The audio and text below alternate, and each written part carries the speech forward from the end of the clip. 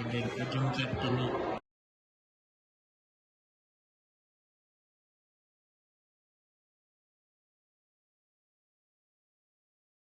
Raden Ajeng Kartini Juju Aniningrat Atanapu Langkung Ketua R.A. Kartini, lahir tanggal 21 April 1878 di Jepara, Jawa Tengah. Nyaeta tokoh penting dina sejarah Indonesia, khususnya dina perjuangan hak-hak awewe. Bapana nyaeta Raden Mas Adipati Aryo Sosroningrat, putra Pangeran Aryo Jondronegoro Papat, urang bangsawan anu ngajabat Bupati Jepara. Silsilah kulawargi Kartini keturunan Ramakna keturunan Sri Sultan Hamengkubuwono IV. Sanajan disusuk kaluhur keturunan Sri Sultan Hamengkubuwono genep, sanajan disusut kaluhur mah keturunan Kerajaan Majapahit, jeung indungna M.A. Ngasirah lain asal mulya tapi ngan jalma biasa, anak kiai atawa guru agama ti Teluk Cawur Jepara. R.A. Kartini meunang atikan sabab anjeunna ngawariskeun darah kerajaan ti Ramakna.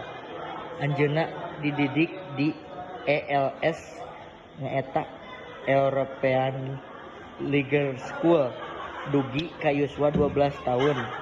Bari diajar sagala rupa kalebet Walanda. Zaman harita aya adat anu diwariskeun turun temurun. Budak awewe anu umurna 12 tahun kedah cicing di bumi nyalira.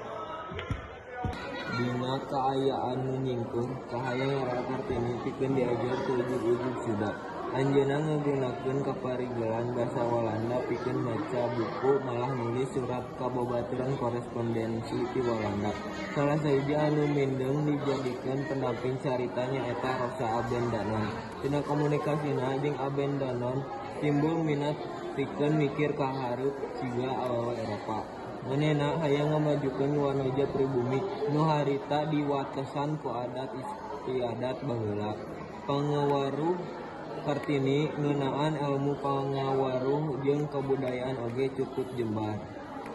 Tanggal 12 November 1803 Kartini nikah ka Bupati Rembang anu jenenganana KMM Adipati Aryo Sindih Jojo Adiningrat anu geus boga 3 pamajikan.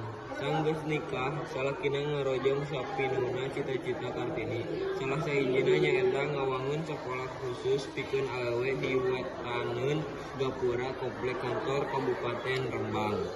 Dina tanggal 13 September 1804 Kartini ngababarkeun putra nu ngaranna Susalit Jojo Adiningrat. Pan 4 poe sanggeus ngababarkeun, Kartini pupus dina tanggal 17 September 1804.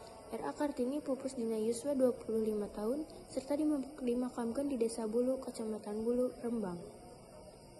Saparantos pupusna, serat-serat Kartini dikumpulkeun sareng dimuat dina buku anu judulna Der Duisternis Totally atanapi After Darkness Come Light, karya salah saurang anak buahna di Walanda, J.H. Abendanon, anu waktu sarita janten Menteri Kebudayaan, Agama, jeung Karajinan ti Hindia Walanda.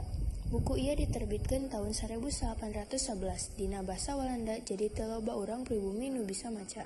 Saterusna dina tahun 1822 Balai Pustaka medalkeun versi terjemah dina buku Habis Gelap Terbitlah Terang, Cipta Pikiran dalam Bahasa Melayu.